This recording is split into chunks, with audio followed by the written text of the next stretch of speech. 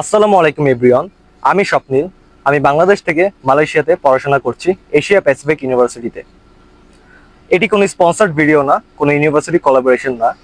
As a student হিসেবে আমি আমার রিয়েল লাইফ এক্সপিরিয়েন্স থেকে যা দেখছি, যে এক্সপিরিয়েন্স করেছি তাই আপনাদের সাথে শেয়ার করব। আপনারা যদি কেউ মালয়েশিয়ায় পড়ালেখা করতে চান, আপনারা ফুল ভিডিওটি দেখতে পারেন।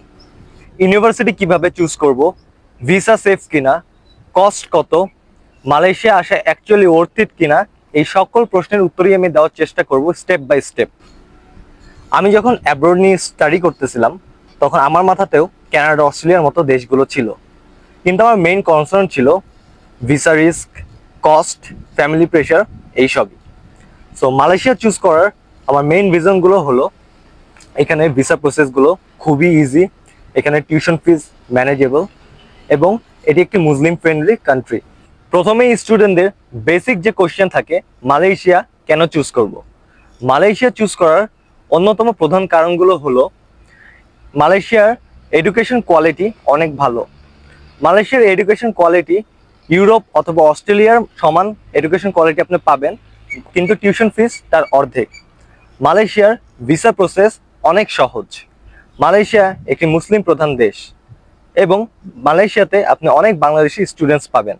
এরপরে স্টুডেন্টদের যে কোশ্চেনটি থাকে তা হলো মালয়েশিয়াতে কি কি স্টাডি অপশন আছে।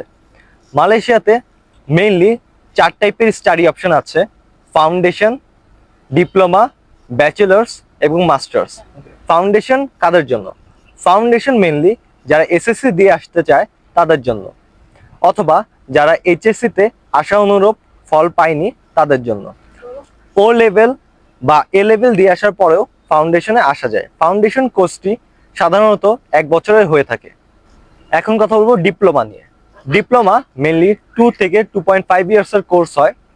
এটাও ফাউন্ডেশনের মতো, বাট ডিপ্লোমা একটু প্র্যাকটিক্যাল বেশি। ডিগ্রি সাধারণত ব্যাচেলার্সে অ্যাপ্লাই করা যায় এইচএসসির পরে অথবা এ লেভেলস কমপ্লিটের পরে। ডিগ্রি এখানে সাধারণত 3 বছরের হয়ে থাকে। মাস্টার্স ব্যাচেলার্সের পর মাস্টার্সের জন্য অ্যাপ্লাই করা যায়। মাস্টার্স সাধারণত 1 বছর থেকে 1.5 বছরের কোর্স ওয়ার্ক হয়ে থাকে। এছাড়াও কিছু কিছু রিসার্চ বেসড মাস্টার্স আছে যেগুলো 2 বছরের মতো হয়ে থাকে। এরপর স্টুডেন্টদের যে কমন প্রশ্নটি থাকে তা হলো কোন ইউনিভার্সিটিতে আসব। মালয়েশিয়াতে মেইনলি 3 ধরনের ইউনিভার্সিটি আছে: গভর্নমেন্ট ইউনিভার্সিটি, প্রাইভেট ইউনিভার্সিটি এবং কিছু ফরেন ব্রাঞ্চ ইউনিভার্সিটি। পাবলিক ইউনিভার্সিটিগুলো সাধারণত গভর্নমেন্ট ফান্ডেড হয়ে থাকে, বাট পাবলিক ইউনিভার্সিটিগুলোর রিকোয়ারমেন্ট অনেক হাই থাকে এবং ওদের ভিসা প্রসেসটা একটু কমপ্লিকেটেড। যেহেতু পাবলিক ইউনিভার্সিটিগুলোর ভিসা প্রসেস নিজে করা লাগে অ্যান্ড ওরা লোকালদের প্রায়োরিটি বেশি দেয়, সেই জন্য পাবলিক ইউনিভার্সিটিগুলো একটু স্ট্রিক্ট। এখন আমি কথা বলবো প্রাইভেট ইউনিভার্সিটি নিয়ে। সাধারণত প্রাইভেট ইউনিভার্সিটিতেই স্টুডেন্টরা বেশি আসে, কারণ private university international student friendly হয় এবং এর ভিসা প্রসেসটা খুব ইজি, কারণ এর ভিসা প্রসেসটা ইউনিভার্সিটি নিজেরাই করে থাকে এবং প্রাইভেট ইউনিভার্সিটির টিউশন ফিস তুলনামূলকভাবে একটু হাই হয়ে থাকে। এখন আমি কথা বলবো কিছু ফরেন ব্রাঞ্চ ইউনিভার্সিটি নিয়ে। এই ইউনিভার্সিটিগুলো মেইনলি ইউকে অথবা অস্ট্রেলিয়া এইসব দেশের ইউনিভার্সিটি যাদের ব্রাঞ্চ মালয়েশিয়াতে আছে। স্টুডেন্টরা চাইলে সেগুলোতেও পড়তে পারে। ইউনিভার্সিটি চুজ করার আগে নিজেকে কিছু প্রশ্ন করবেন যে এই ইউনিভার্সিটির কোর্সগুলো সব সার্টিফাইড নাকি, এই ইউনিভার্সিটি কেএলের ভিতরে অথবা আপনি যেখানে থাকবেন তার আশেপাশে নাকি, ইউনিভার্সিটির টিউশন ফিস কত এবং ইউনিভার্সিটির গ্র্যাজুয়েটেডরা এখন কি করছে, তাহলেই সেই ইউনিভার্সিটি সম্পর্কে একটি ধারণা পেয়ে যাবেন। ভিসা নিয়ে অনেক স্টুডেন্টই কনফিউজ থাকে। মালয়েশিয়ার ক্ষেত্রে সাধারণত ভিসাতে তেমন কোনো সমস্যা হয় না, যদি আপনার ডকুমেন্টস ঠিক থাকে এবং কোনো ফেক এজেন্সির কাছে না যান যারা ফেক ডকুমেন্টস অথবা ফেক ব্যাংক স্টেটমেন্ট সাবমিট করে, অনলি তাদের ভিসাই রিজেক্ট হয়। এছাড়া সকল ক্ষেত্রে সবাই ভিসা পেয়ে যায়। মালয়েশিয়াতে কাদের আসা উচিত এবং কাদের আসা উচিত না। প্রথমে আমি কথা বলবো কাদের আসা উচিত না।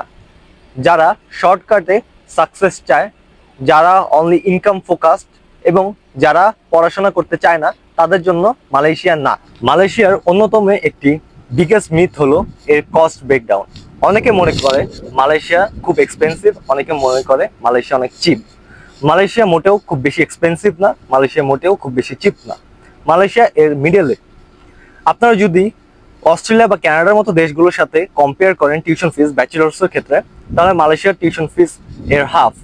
কিন্তু আপনারা আবার এটিও মনে করবেন না মালয়েশিয়ার টিউশন ফিস এত কম যে আপনি 5 লাখ টাকায় ব্যাচেলার্স কমপ্লিট হবে।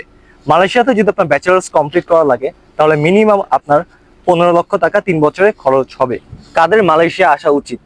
মালয়েশিয়া আসা উচিত মেনলি তাদের যারা স্টাডি ফোকাস, যারা ভালো এডুকেশন চায় অ্যাফোর্ডেবল কস্টের মধ্যে, এবং যারা লং টার্ম সাকসেস চায় অথবা মালয়েশিয়াকে পাথওয়ে হিসাবে ইউজ করে অন্য দেশে মুভ হতে চায়।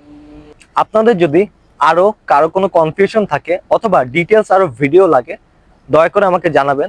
আমি আমার সর্বোচ্চ চেষ্টা করব আপনাদেরকে সহযোগিতা করার। ধন্যবাদ।